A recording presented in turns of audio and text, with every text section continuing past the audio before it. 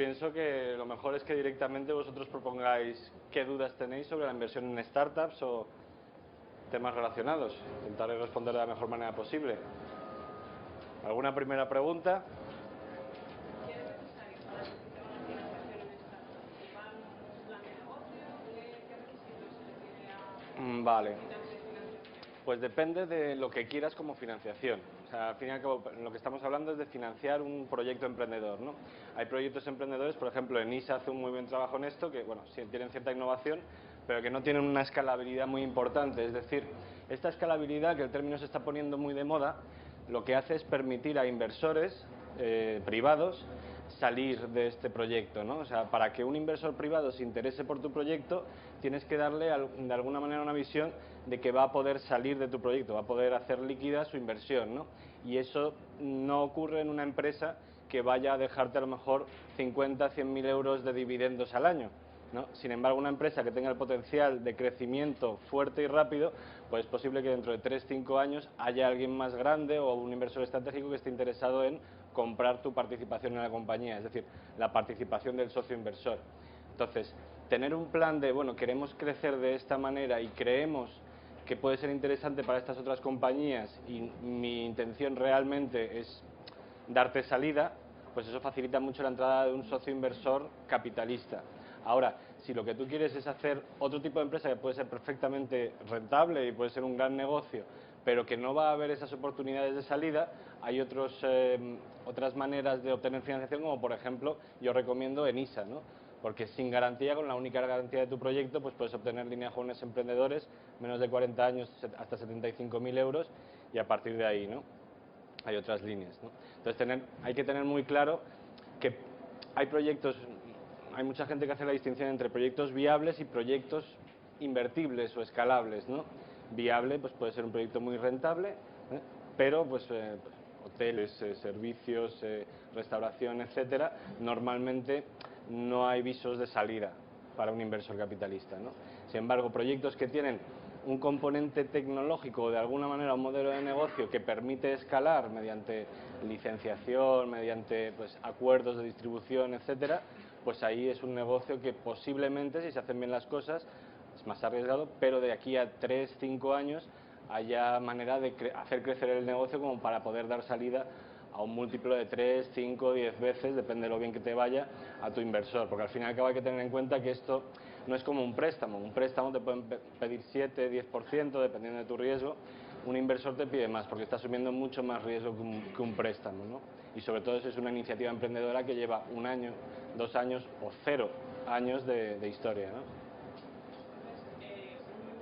perfil de empresa tecnológica que tenga un proyecto de rentabilidad escalable, me imagino que tendréis unos baremos, ¿no? Sí. Para medir qué grados de rentabilidad son más Sí. accesibles para vosotros. En particular para nosotros, para ofrecer o sea, te hablo de nosotros, para ofrecer una inversión a nuestros socios inversores tenemos que creernos que esta empresa puede llegar a multiplicar por 5 la valoración de entrada en una salida potencial en 3 a 5 años.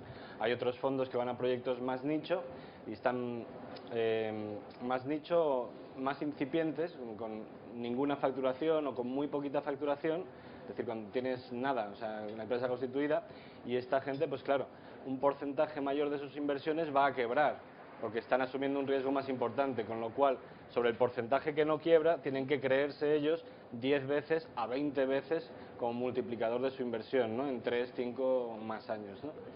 Porque están asumiendo un riesgo mayor. Luego hay otras empresas, por ejemplo, pues Capital Riesgo, también son inversores privados, pero son empresas más grandes y lo que hacen es una reingeniería financiera para obtener esos múltiplos de 3, 5 veces, no tan grandes, pero en empresas ya en funcionamiento y con pues, rentabilidades, EBITDAs, beneficios netos recurrentes, ¿no? Entonces, cada inversor tiene un segmento. No hay inversores que se dediquen a startups, a empresas en fase de expansión, a empresas grandes. Entonces, cada inversor tiene su nicho. Y dependiendo del nicho, el riesgo. Y dependiendo del riesgo, la rentabilidad exigida. ¿Y esos nichos los tenéis analizados? Nosotros, en particular, sí estamos en cierto nicho, que es con 3, 6 o más meses de ventas que nos permiten ver si realmente su modelo de negocio y su manera de adquirir clientes es escalable. ¿no? Entonces analizamos, bueno, ¿tú cómo vendes, no? Vamos a hacer el ciclo de venta. Bueno, pues yo cuelgo un anuncio en Google AdWords. O yo pues hago un acuerdo de distribución con tal empresa que lo que hace es ir al ginecólogo para venderle tal. Entonces vemos si ese modelo permite no duplicar personal para duplicar ventas, por ejemplo, es uno de los criterios, y pues realmente tienen muy estudiado su coste de adquisición de cliente en Internet o su coste para captar nuevos clientes fuera de Internet. Nosotros hacemos únicamente Internet y vemos pues con nuestra inversión parece que tienen bien estudiado cuánto les cuesta adquirir clientes con un modelo escalable, con lo cual si metemos 500.000 euros deberían de conseguir tantos clientes y ya estar con EBITDA positivo. Por ejemplo, hay otras inversiones que no se trata de llevarlos a EBITDA positivo, ¿no? Depende. Pero ese es nuestro nicho. Luego hay otros que se meten business angels tipo, que es otro tipo de inversor privado que puede ser atractivo para una startup, pues es más bien un socio estratégico que tiene bastante experiencia en el sector, ¿no? Hay varios tipos de business angels, pero los más atractivos para una startup que no tiene nada, tienen el equipo, la idea y están desarrollando el producto, pues es un business angel que está dispuesto a poner cantidades menos importantes, pero que al mismo tiempo tiene una red de contactos bastante importante, ¿no? Y esta persona pues va a hacer valer su valor estratégico a la hora de comprar una participación en tu startup, ¿no? Entonces es otro tipo de inversión, asume mucho más riesgo también, menos dinero y apoya, ¿no? Apoya estratégicamente. Cada inversor tiene un enfoque. Nosotros, por ejemplo, nuestra intención al meternos en las startups, intentamos elegir lo mejor de lo mejor en el mundo de startups en nuestro nicho, que es con pequeñas primeras ventas, ¿no?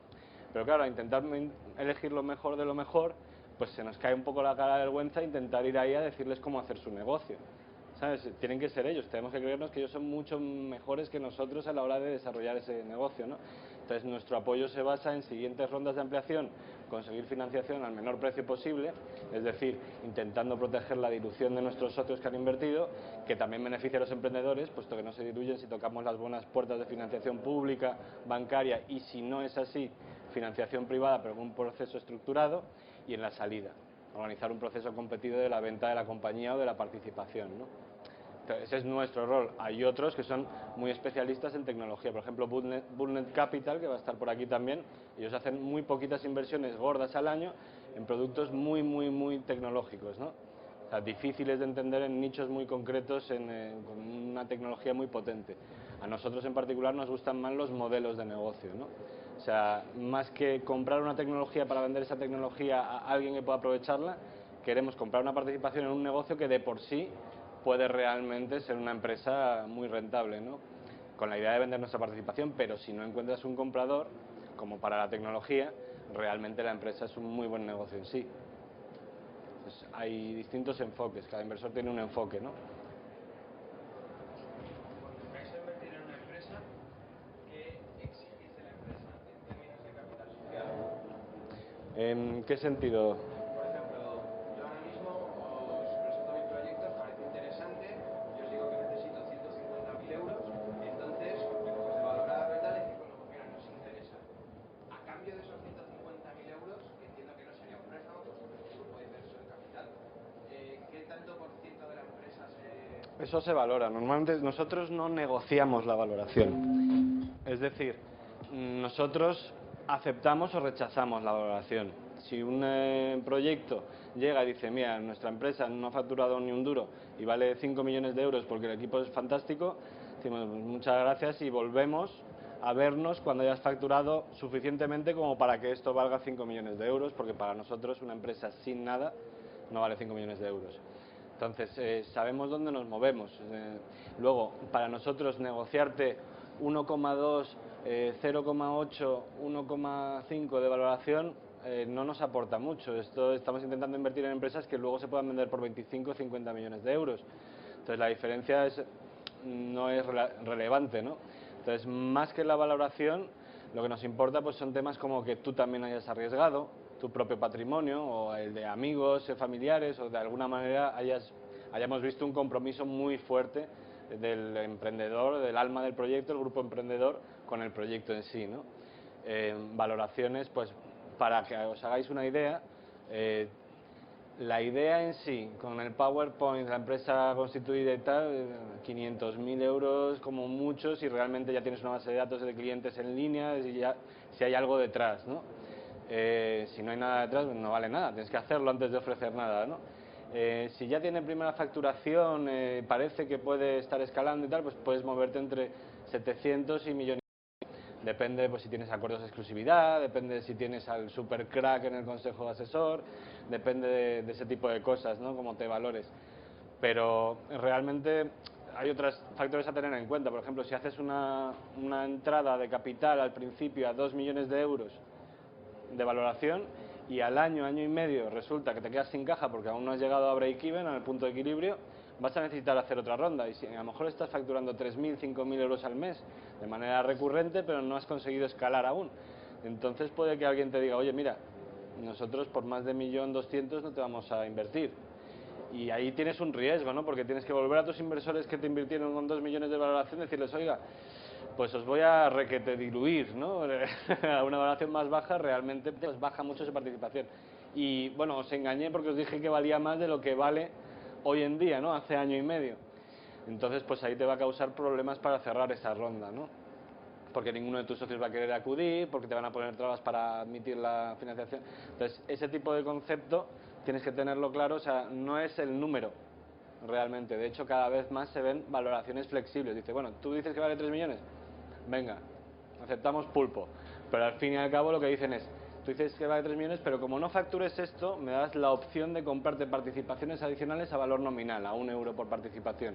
Con lo cual, si finalmente no cumples tu plan de negocio, están entrando como si entrasen a 1 millón. Porque realmente no valía 3 millones cuando lo dijiste, ¿no? Dijeron, bueno, pues vale lo que tú digas, pero al fin y al cabo flexibilizamos esto. Y es una manera, bueno, que mucha gente ve justa de cierta manera, porque pues, permite flexibilizar la valoración. Pero bueno, por eso, porque te das una idea, una empresa startup con menos de 2 años de actividad y con menos de 20, 30 mil euros de ingresos mensuales, salvo que tenga una tecnología potentísima, patentes compradas o lo que sea, pues entre 700 y 2 millones. Todo lo que se sale de ahí, que llega un tío que dices, no sabe dónde se mueve, 5 millones, aún no ingresamos, pero tenemos a 2 cracks en el equipo que no nos conoce nadie, no vamos a decir, no, venga, vamos a negociar para entrar, porque obviamente estaríamos entrando en una empresa en la que o nos quieren engañar o no tienen idea. Y ambos son un peligro fuerte, ¿no? Así que... A la hora de invertir, ¿tenéis en cuenta si la empresa ha tenido rondas anteriores? Me explico, siguiendo con el caso anterior, yo voy a veros porque necesito 150.000, pero yo evidentemente antes he hecho la típica ronda de Friends and Family, capital inicial de los socios, entonces digamos ya la empresa no está 100% en manos de los socios, está separada, repartida entre Friends Family y los socios. Sí. Entonces cuando vosotros entráis, ¿es importante que esté muy diluido lo que es la empresa en sí o os molesta? Pues ¿Queréis entrar a una empresa más solo que a sean nosotros, los socios o...? eso no tenemos ningún problema, pero más que a nosotros realmente lo que dificulta es la gestión interna de la convocatoria de juntas, etcétera, al tener 17 accionistas, ¿no? Entonces lo que normalmente estamos, por ejemplo, invirtiendo en una empresa ahora mismo, que lo que pedimos es que antes tuvieron ronda de FFs, de hecho metieron más de 300.000 euros entre amigos y, o sea, que tienen cierta potencia inversora, ¿no? Los familiares y amigos de esta empresa. Pero claro, son 17 o así, ¿no? Entonces lo que pedimos es a aquellos que tengan menos de X participación que se sindiquen el voto, puesto que se conocen entre sí y de hecho entraron juntos y tal, pues para que vosotros estéis más cómodos a la hora de decidir, tomar decisiones y la operativa, ¿no?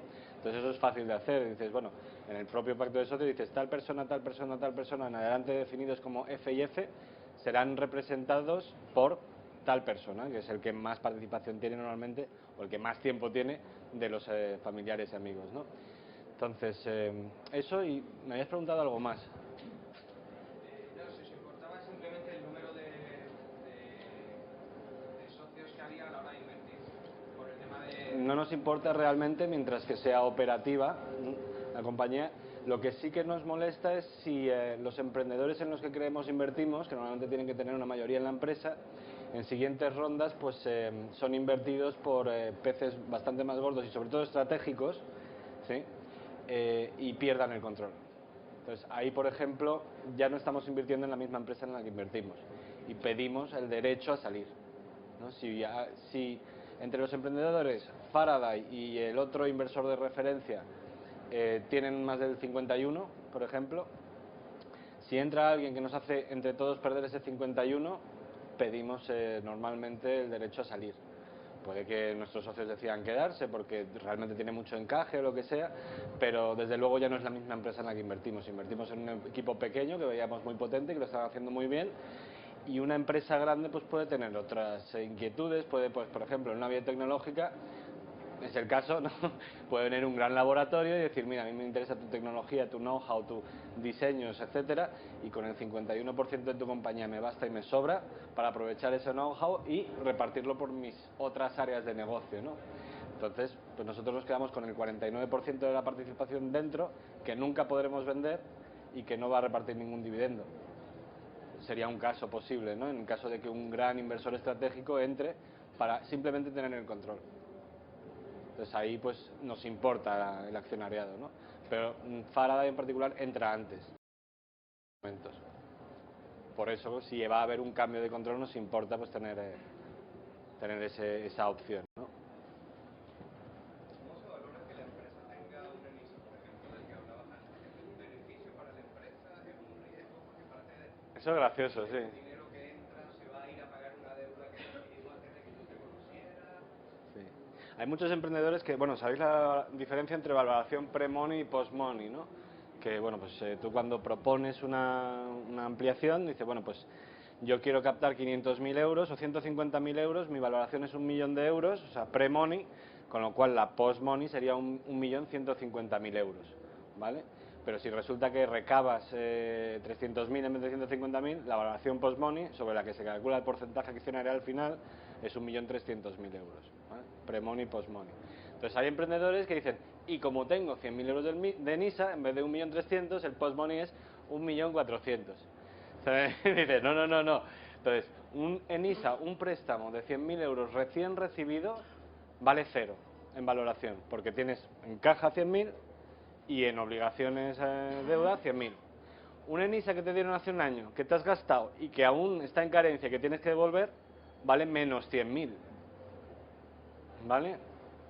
Entonces, la diferencia. O sea, ¿el dinero que has pedido prestado está disponible en el balance de la empresa del otro lado? Sí, pues vale cero, porque realmente el dinero que tienes en caja es lo que debes.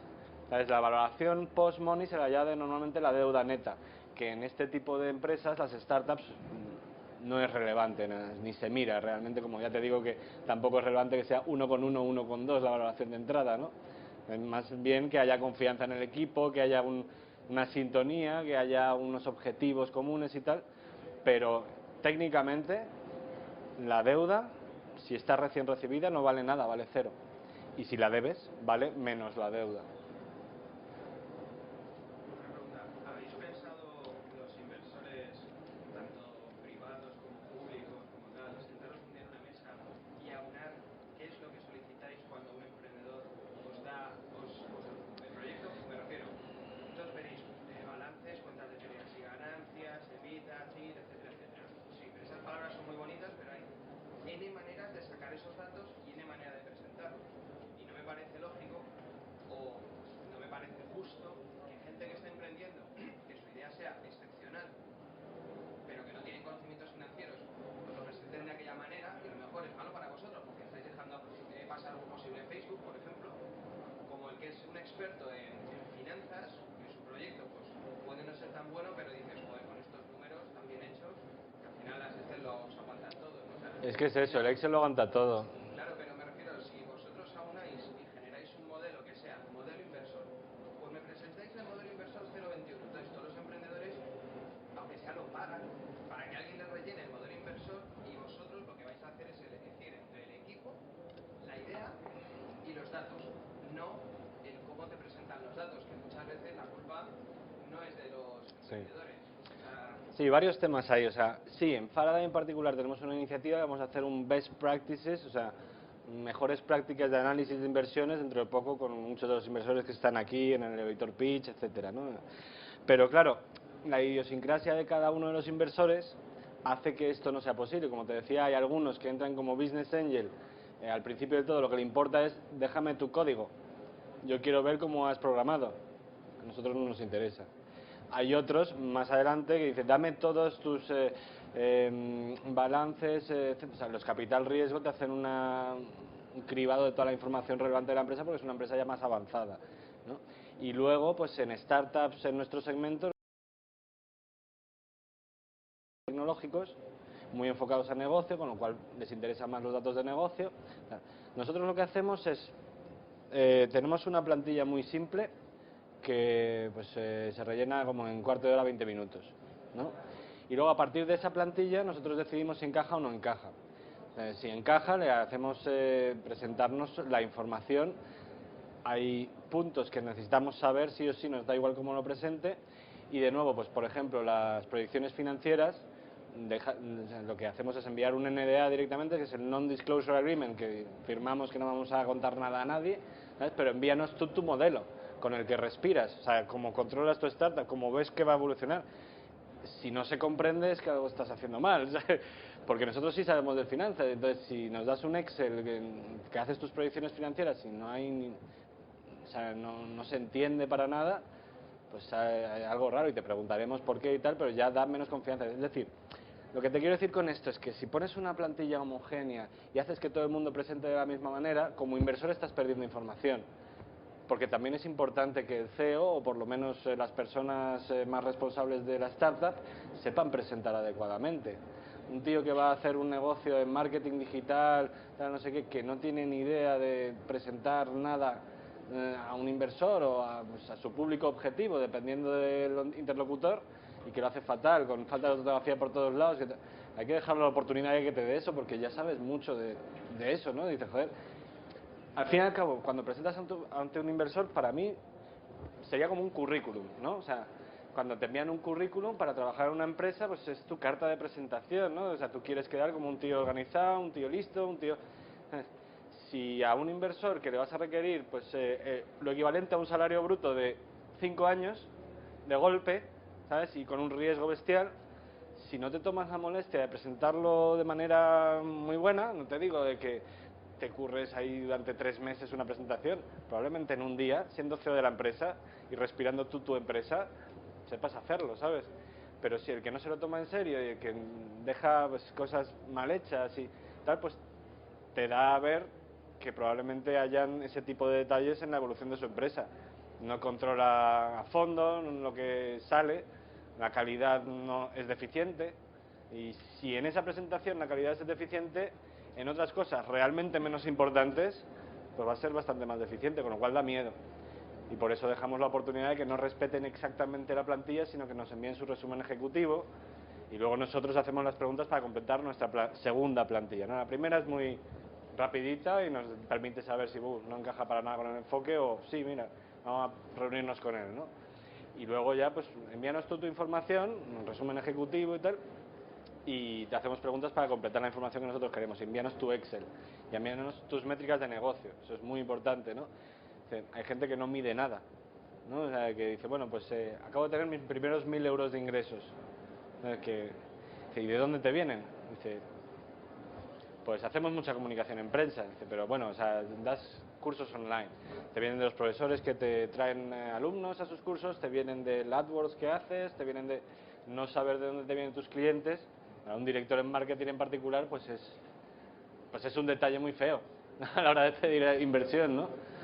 Eso, más que nada, ¿no? O sea, si dejas libertad al emprendedor para que haga las cosas un poco a su manera y que no tenga que regirse a todas las plantillas que hay entre tantos inversores y tal, pues yo creo que es mejor. Yo creo que te da oportunidad de ver un poquito más a la persona, ¿no? Cómo se expresa, cómo intenta presentarte las cosas. Pues luego después del inversor se lo tiene que presentar a mucha gente, a conseguir ventas, etcétera. Entonces, pues...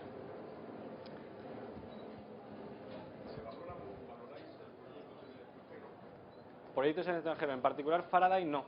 Nosotros estamos centrados para intentar tener el mejor deal flow en España, ¿vale? Pero por toda la geografía española. Ahora, los proyectos que invertimos en España tienen que en menos de un año, año y medio, tener una visión de estar fuera. Y en menos de 3 años, más de la mitad de la facturación fuera.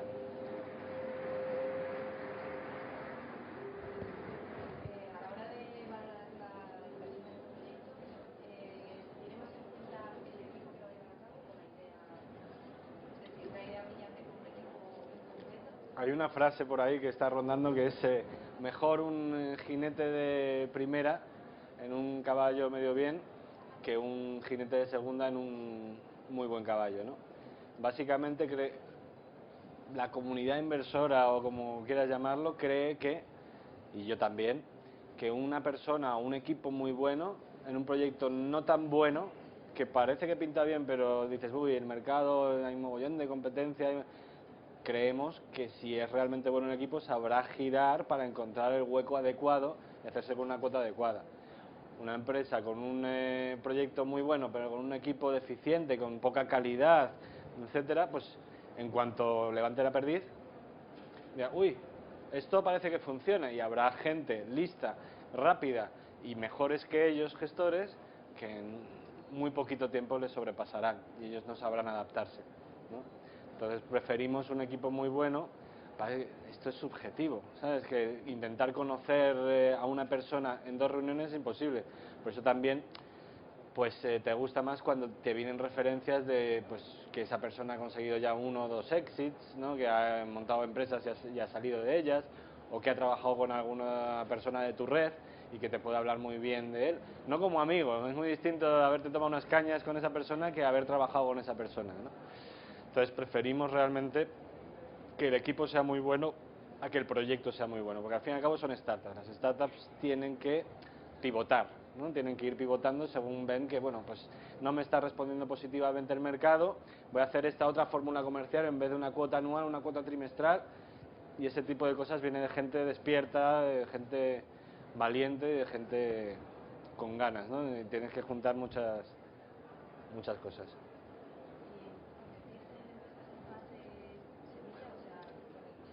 Sin ingresos, no. Comenzamos a estudiarla antes de que tengan ingresos y nos podemos reunir un par de veces y tal, pero realmente la reunión para la inversión potencial es en el primer mes, primeros 2 meses de ingresos. Básicamente es, o sea, lo que nosotros también, o sea, nuestra misión en Faraday, la parte bonita de esto es que queríamos dinamizar pues el ecosistema en España intentando traer flujos de capital privado a startups españolas. Para eso lo que consideramos es que hay que dar confianza a privados, ¿no? A gente que, pues que se ha metido bofetadas en renta variable, renta fija, etcétera, ¿no? En inmobiliario y tal y cual, diciendo que aquí hay un equipo de profesionales que analiza los mejores proyectos. Ahora, para completar esa confianza, hay un aspecto importante que es realmente es un proyecto en funcionamiento. Vale que facturan muchísimo menos que sus costes fijos, pero están escalando, es un equipo potente y realmente tiene visos y lo hemos estudiado y conocemos sus métricas de negocio y por su coste de adquisición de clientes, etcétera, que solamente podemos ver con los primeros ingresos, parece que esto puede tener tirada.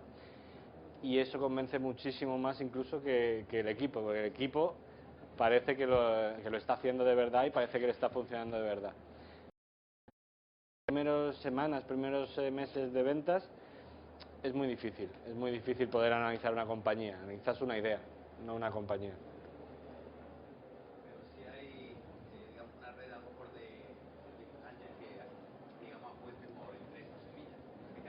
Sí, sí que hay. Nosotros, hablo de Faraday, ¿eh? No, pero hay, pues por ejemplo, los business angels de los que hablaba antes, al fin y al cabo, se meten en fase idea para ellos ser como cofundadores, al fin y al cabo, ¿no? Y te ayudan en ese desarrollo estratégico. Luego, pues por ejemplo... No, pero por ejemplo, pues un inversor que que tenga una empresa de consultoría en desarrollo de aplicaciones móviles, que haya montado ya 3 o 4 empresas él mismo, haya salido de un par de esas de aplicaciones móviles, y tú tienes una aplicación móvil que a él le interesa mucho y dices, joder, qué gran idea, dice, pues yo apuesto por la persona y la idea, pero quiero desarrollarla con él, porque yo sé desarrollar este tipo de cosas. Y te voy a poner, pues mira, te pongo 100.000 de dinero y 100.000 de equity, o sea, de apoyo estratégico. Es decir, te pongo a 3 personas dentro de mi compañía, ¿sabes? A acompañarte a tiempo parcial o tiempo pleno los esquemas son infinitos, pero tú me das otro porcentaje equivalente al 100.000 de cash que he metido en tu compañía. Por ejemplo, sí. O por ejemplo, pues hay otras personas que hacen, yo te hago el desarrollo tecnológico de tu plataforma web, un proyecto online, y me das equity a cambio. Cuando tú ibas a pedir dinero, 150.000, a lo mejor 50.000 iban a ser destinados para desarrollar tu plataforma, dicen, bueno, pues yo los 50.000 te los pongo, pero te pongo la plataforma y tú me das lo equivalente a los 50.000 en equity o 30.000 y llegas a un acuerdo. O sea, también la negociación es infinita, ¿no? En este sentido. Vamos, esa es gente que por un lado hay que tener cuidado porque claro, pues es gente que puede aprovecharse de tu idea y tal y cual. Por otro lado yo aconsejo fiarse de cierta manera, porque si al fin y al cabo nunca cuentas tu idea a nadie, nunca vas a ser apoyado por nadie relevante. Entonces, pues tener cuidado, al fin y al cabo, intentar buscar referencias de esa persona, si ha hecho algo raro o tal, y si ha invertido en una startup y tal, pues que a lo mejor conoces, dices, oye, voy a contar, y dices, este es un gilipollas, es un cabrón, nos quería llevar por aquí, y al fin y al cabo no le hicimos caso, tuvo que salir, nos iba mucho mejor por este otro lado, y encima hubo pelea y tal. ¿Quiero asociarme con esta persona? Probablemente no, ¿no? Y si las referencias es todo lo contrario, pues mejor. Pero en todo caso, en tu comunicación con él, pues no le des la fórmula de la Coca-Cola. Si tienes algo realmente secreto y realmente importante para ti, que te puede destrozar en ese momento tu idea, pues no reveles eso, ¿no? Ahora, lo que decía antes, que una buena idea que esté teniendo pegada, hay mucha gente mirando a ver qué sale. Entonces, pues tienes que tener cierta ventaja competitiva para ser tú el que pueda desarrollarla bien.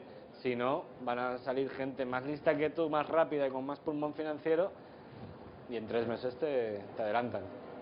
Pero sí que existe gente que invierte en seed capital. Faraday no, porque el enfoque es distinto. El enfoque es invertir más dinero y tener socios financieros. Nosotros apoyar en desarrollo corporate finance más que otra cosa. Y de hecho nuestro enfoque es siempre entrar con algún socio inversor estratégico. Es decir, que nos afirme y dice, bueno, pues esto es interesante en este sector, porque pienso que tal igual, y yo les puedo ayudar con mi red de contactos. Dice, vale, pues nosotros vamos a ayudarlo con nuestra red de contactos, pero para siguientes rondas, ¿sí? Para estructurarlas correctamente y sobre todo metiendo 200.000 euros, ¿no? En ese momento.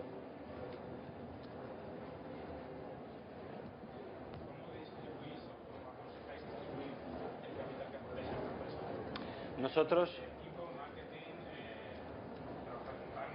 de nuevo, es como la valoración. En este caso, nosotros recibimos la propuesta y pedimos cuál va a ser el uso de los fondos y vemos si tiene sentido o no. Pues, por ejemplo, hay empresas que pues va a ser para aguantar la caja porque quebramos si no nos meten dinero ya. Pues no es un motivo muy alentador, ¿no? Dice, es para adquirir 500.000 usuarios porque me cuesta tanto el usuario y cada usuario me deja tanto de ingreso medio al año. Sacas tus cuentas, ves si ha sido el caso durante los meses que han tenido de histórico y dices, bueno, pues tiene sentido, ¿no?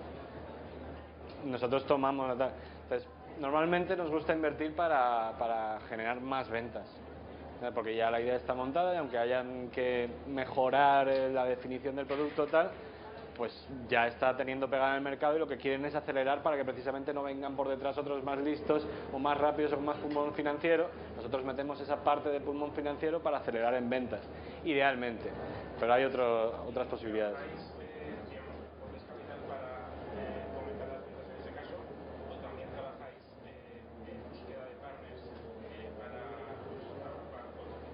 Nosotros no lo hacemos de manera explícita, pero está en nuestro interés, con lo cual pues nuestras 2 primeras participadas pues sí que si caen en contacto dice, oye, pues aquí hay otra startup en Latinoamérica donde estás intentando desarrollarte con la que podrías generar alguna sinergia. Bueno, nos han contactado precisamente porque están en ronda o tal, nos pongo en contacto. Entonces ese tipo de cosas lo hacemos por naturaleza.